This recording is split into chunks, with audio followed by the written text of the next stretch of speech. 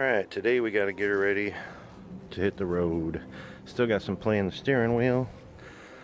So we're going to get under here and check out the front end. See if anything's bad. See what it looks like. Pretty clean. Tie rod ends are fairly tight. Not really seeing too much wrong under here.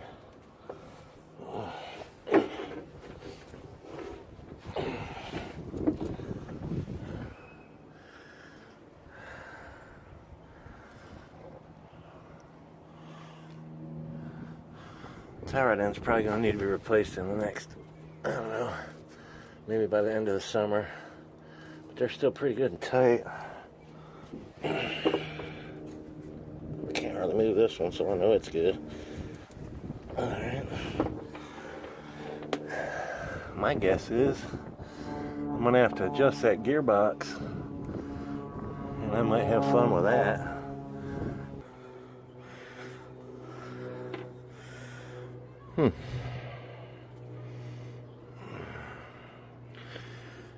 That right up there, where my finger's pointing, is the gearbox.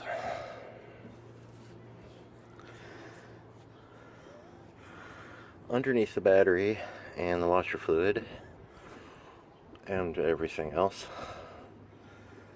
explains why no one ever adjusted it, because it's going to be a bitch. But we're going to have a peek-see at it and see what the deal is. Let's look at these bushings while I'm under here.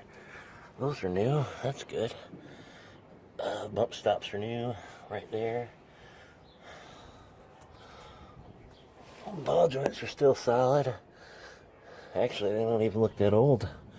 Be a ball joint there and there. Brake line's brand new, but I already knew that. And bushings are up here, which will eventually, I looked at them while I had the doghouse out up top when I was adjusting the carburetor, and it definitely looks like it needs to be replaced in the next year. They're starting to dry out a little bit. Power steering pump winds, so that's going to be a deal. Power steering pump is right here, which I already tightened the belts. The belts look good, they were just loose. I got spares behind the driver's seat, so if anything goes bad. So really, adjusting that gearbox looks to be the only thing I need to do. Check this idler arm. Idler arm looks good too, which is here, if you can see, other than being rusty and trusty. Bushing looks good. A little dirty, but it looks good. Pretty normal. Everything looks pretty solid under here. So all I really need to do is get that gearbox adjusted, which I think is going to be pretty fucking fun. But, alright, we'll see what happens. Okay, so here we are after rooting and rutting around trying to find the adjustment for that thing. It seems that Dodge, if you see that right there, there's a hole, and in that hole, with this flashlight you can see it, is the adjuster. So that makes it a whole lot easier than I thought it was going to be. Basically all I got to do is pop the grill off and I can do everything. So we're gonna get to it. All right, thanks.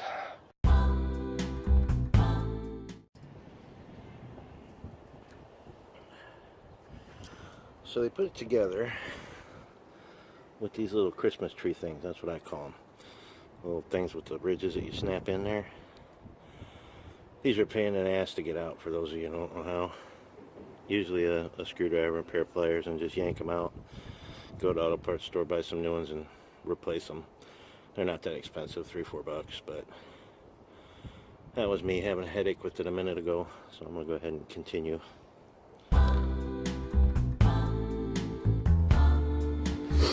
That's what usually happens. They just break off.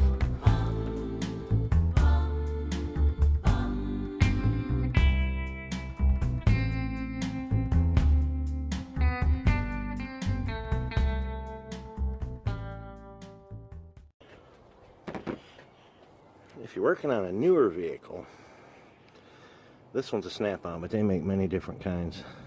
It's a trim removal tool that I actually forgot that I had.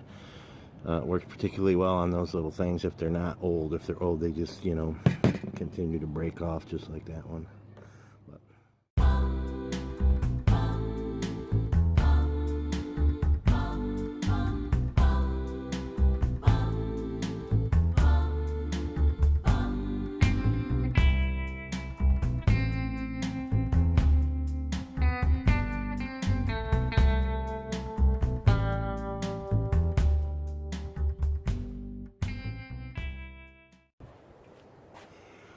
Some little plastic Christmas trees are a pain in the ass.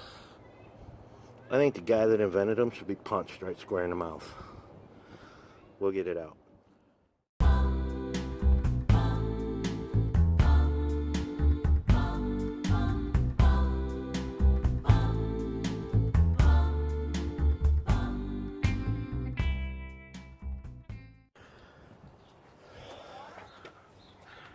All right. That is where we need to get to. Right in there. Get the wires out of the way. It's nice and clean.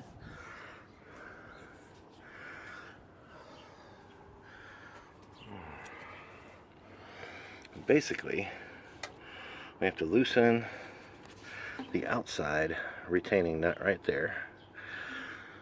And then, good God, it's square. Find a bit to fit that, and we'll turn it. And then that tightens the steering up. We will be drilling a hole in that grill so that next time we don't have to take all this shit off. Alright, we'll be back. Okay, here's a little tip for you guys that may run into the same problem I ran into. It was pretty froze up. I couldn't get it to separate. So my way around it is it's a 5/8. So I took a 5/8 plug socket that doesn't have the rubber thing in there that you hold the spark plug with when you're putting them in and out.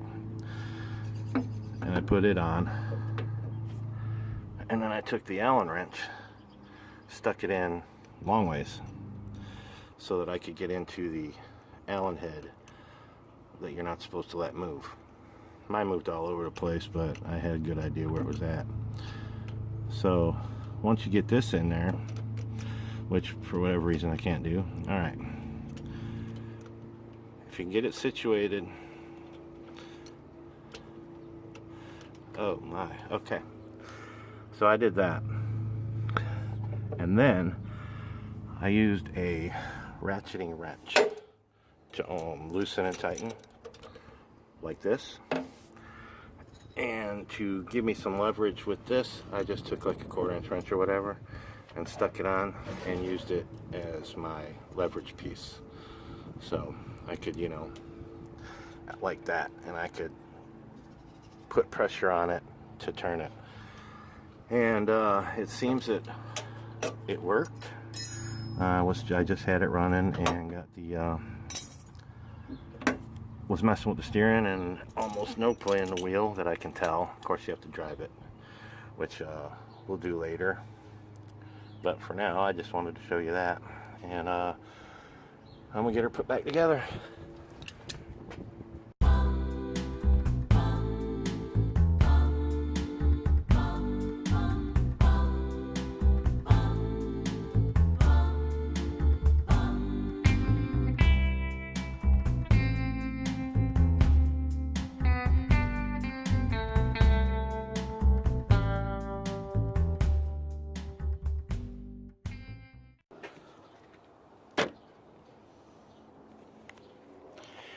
And that, my friends, wraps it up.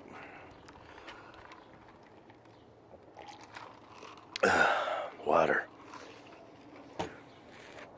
Anyway, got it put back together. I haven't made it to the store yet, so I only had the one Christmas tree that was still good. I need to go pick up some more. I'm sure I didn't keep any when I was getting rid of crap. It's pretty well set. Back the way it's supposed to be. Looks great. The play seemed to be pretty much minimal to none.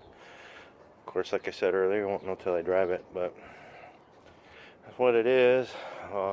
Another little tip is brake cleaner actually works better, but I had this and it works if you you need to clean it all out. You know, down in there was kind of dirty and stuff, and then I just lithium greased it. And that's it. She's all done. All right, till the next time.